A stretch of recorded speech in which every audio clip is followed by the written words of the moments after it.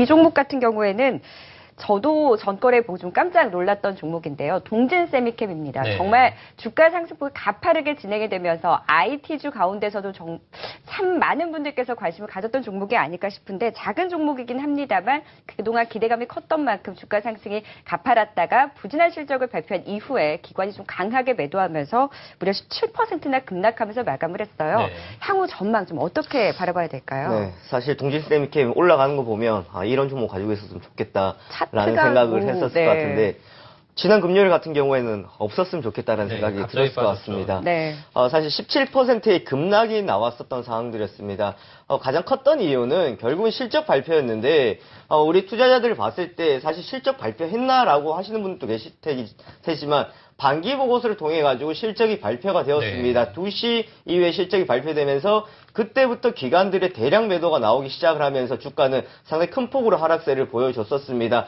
동진세미캠이 상승했던 가장 첫 번째 이유는 결국은 실적에 대한 기대감이었다라고 보시면 될 것 같은데요. 사실 지금 실적에 대한 기대감이 상향 조정해서 뭐 한 200억 원 정도 나올 것이다라고 예상을 했었는데 100억 원밖에 나오지 못했다라는 겁니다. 사실 이 수치로만 두고 본다 그러면 어닝 쇼크다라고 이야기할 수 있을 것 같은데요. 그만큼 투자자들의 지금 기대감은 컸었다라는 상황들이었고 시장에서 나왔던 것은 좀 줄어들었다라는 겁니다. 그런데 계속해서 이야기가 나오고 있는 게 아마 이번 주에도 이런 이야기가 나올 것 같은데요. 기계설비 감가상각이라고 이야기가 나올 것 같습니다. 이것을 반영을 시켜서 예정치가 200억 원이었느냐 반영시키지 않고 예상 영업이익이 200억 원이었냐라는 건데요. 자세하게 살펴보시면은 반영시키고 난 뒤에도 190억 원 이상의 영업이익이 나올 것이다라고 이야기했었다라는 것은 결국은 어쨌든 실적은 좀 부진했다라는 것을 좀 보실 수가 있을 것 같습니다. 그리고 동진세미캠의 또 가장 대표적이었던 것이 외국인들의 지분율이 상당히 많이 높아졌었다라는 거였는데 그렇죠. 지난 금요일 같은 경우에 투자자들이 하나라도 조금 더 위안을 삼고자 하는 것은 외국인들은 그나마 매수를 해줬다라는 겁니다. 하지만 기관들이 이렇게 무자비하게 현재 매도가 나오고 있다라는 것은 과연 수급적으로 외국인들이 강하게 받쳐줄 수 있을 거냐라는 부분들인데 어쨌든 현재 상황으로 봤을 때는요. 상당히 강력한 반등을 통해 가지고 이전 자리를 돌파하기 힘들 것이다라는 겁니다. 어느 정도의 3분기 실적이나 하반기까지의 조금 더 흐름들 지켜봐야 되는 상황들이지 않을까라고 보실 수가 있을 것 같고요. 그럼에도 불구하고 3D 랜드에 대한 투자는 확대될 것이다라는 기대감은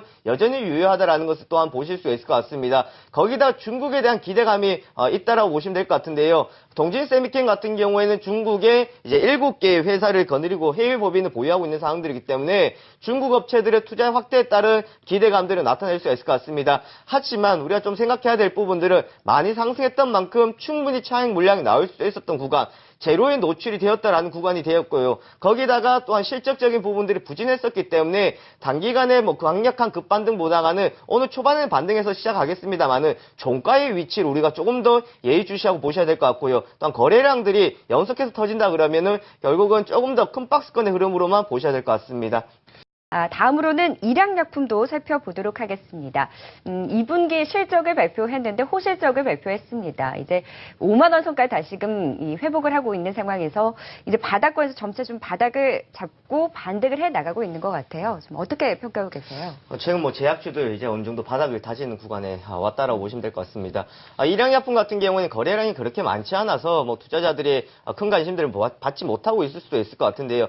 하지만 불과 뭐 한 달 이전 같은 경우에는 또 큰 폭의 상승세를 보여주면서 단기적으로 투자자들이 또 알 수 있었던 종목 중에 하나였을 겁니다. 하지만 일양약품 단기적인 것보다는 조금 더 장기적인 관점을 보셔야 되지 않을까라는 생각들을 해볼 수 있을 것 같은데 기술 수출이라는 이러한 측면도 있을 것 같습니다. 한미약품을 통한 기술 수출들이 시장에서 많이 부각이 되었던 상황에서 크지는 않지만 기술 수출을 통한 지속적인 매출이 달성될 수 있을 것이다라는 기대가 볼 수가 있을 것 같고요. 또한 가장 지금 핫한 부분이 놀테카 슈펙트입니다. 이것은 처방이 지속적으로 늘어나고 있다라는 점, 처방 확대를 통한 실적이 호전이 되고 있다라는 점을 긍정적으로 살펴볼 수가 있을 것 같고요.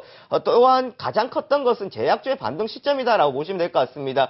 최근 유한양행이나 또한 한미약품, 그리고 일양약품이나 종근당 같은 경우에는 바닥을 다지고 가는 시점인데 대형주들이 거의 다 같은 위치에 와 있다고 보시면 될 것 같습니다. 수출주도 그렇고 제약주도 그렇고 이제는 떨어질 만큼 떨어졌고 혹은 상승할 만큼 상승했었기 때문에 결국 얼마만큼 덜 부담스러운 종목들이 움직일 수 있느냐라는 건데 제약주들 사실 실적에 대한 좀 부진, 어닝 쇼크라고 할 수도 있겠습니다만은 이런 실적에 대한 부진들이 있었고 기대감들이 이전보다 덜하지 않을까라는 생각 때문에 하락을 했었습니다. 하지만 이제는 추가적인 하락세보다가는 반등이 나올 수 있는 시점이라고 보시면 될 것 같고요. 또한 중국 시장의 견조한 법인들의 실적 호전들이 이어질 것으로 예상되고 있습니다.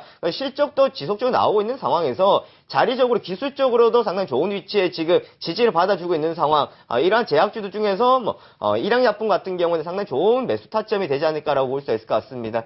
다음 이슈는 이니텍 이슈입니다. 이니텍 최근 들어서 7월부터 반등하기 시작해서 8월에 참 주목을 받고 있는 것 같습니다. 네. 핀테크 보안 관련주인데 이 비대면 금융 시스템이 확산이 되면서 그에 따른 수혜가 기대된다. 긍정적인 평가가 나오고 있는 것 같아요. 좀 어떻게 보고 계시나요? 드디어 레포트가 나왔다라고 보시면 될 것 같습니다. 지난번 한번 보안 관련주 레포트가 상당히 안 나온다고 말씀드렸었는데 이니텍 같은 경우에는 비대면 계좌가 늘어나면서 수혜가 기대된다라는 레포트가 나왔다라는 것은 이제 시장에서 또한 관심을 받을 수가 있지 않을까라고 볼 수 있을 것 같습니다. 보안 솔루션 앞으로 상당히 중요할 것 같은데요. 이번 갤럭시 노트 7 출시되면서 홍채 인식 관련되어서 또한 음성 인식까지도 지금 확대가 되고 있는 측면을 보실 수가 있을 것 같습니다. 핀테크 사업의 최대 수혜주다라고 보시면 될 것 같은데, 그래서 이니텍 같은 경우에는 가지고 있는 지배구조나 전체적인 지분율로 따졌을 때 상당히 긍정적이다라고 보실 수가 있을 것 같고요. 또한 KT그룹의 핀테크에서 가장 큰 수혜주다라고 보시면 될 것 같습니다. 지금 시장에서 가장 중요한 것은 보안이지 않을까라는 것을 생각할 수 있을 것 같은데요. 편리한 것도 편리한 것이지만 얼마만큼 이 보안이 잘 지켜주느냐에 따라서 그 기업의 가치가 또 늘어날 것으로 보여지고 있는 상황들이 되겠고요. 보안기술 진보에 따른 수혜다라고 보시면 될 것 같습니다. 좀 전에도 말씀드렸다시피 앞으로 생체인식에 대한 여러 가지 방향들이 나올 것으로 예상이 되고 있기 때문에 이럴 때일수록 플랫폼을 가지고 있는 이니텍이나 이런 기업들의 수혜가 기대가 되는 측면들이 있겠고요. 가장 큰 것은 또한 이니텍의 가장 큰 강점이라고 볼 수 있는 것은 자회사 스마트로의 실적 개선입니다. 자회사를 통한 실적적인 부분들이 연결 영업이익으로 많이 영향을 받고 있기 때문에 이러한 자회사 하나를 통해서 실적이 지속적으로 증가가 될 것이고 앞으로도 이러한 실적들은 견조한 흐름들이 나타날 것이다 라고 볼 수가 있을 것 같습니다. 그래서 이니텍 보안으로 중요되는 현재 시점에서 가장 떠오르는 수혜주고 기업이 될 것으로 예상이 되고 있습니다. 최근 들어서 IT에서 이제 좀 주도주들이 변화하는 것이 아닌가, 좀 매기가 더 확산이 되는 것 아닌가라는 생각이 드는데요.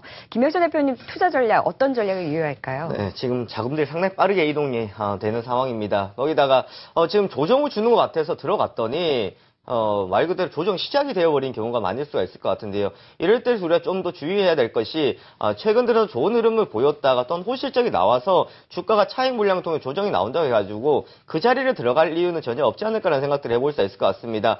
삼성전자에서 외국인들 차익 물량이 빠져나온다라고 말씀드렸었고요. 거기다 반도체, OLED 쪽으로 지금 지속적인 차익 물량들이 빠져나오고 있는 상황에서 빠르게 자금들이 이동이 되고 있는 상황들입니다. 어떻게 본다 그러면 지금 이제 실적 발표가 끝나는 시점이죠. 반기 보고서가 이제 제출이 다 되면서 이제 오늘까지 나올 건데 또한 이 실적들이 나오면서 중소형주도 쪽에서 변동성이 좀 확대가 될 것으로 예상이 되고 있는 상황들일 겁니다. 거기다 여기서 우리가 포인트를 하나 잡아봐야 될 것은 대형주들 같은 경우에는 잠정 실적 발표를 했고 소형주 중에서도 잠정 실적 발표를 한 곳도 있겠습니다만은 예상 실적에 대한 방향이 없었던 기업들은 호실적이 나왔을 때 접근하는 전략, 그런 전략 우리가 좀 따라가시면 좋을 것 같고요. 아니면 가격적인 부담이 있다 그러면은 제약주나 아니면 보안업종, 이런 전기차 쪽에서 조정을 받았던 업종 쪽에 접근하는 전략이 좋을 것 같습니다.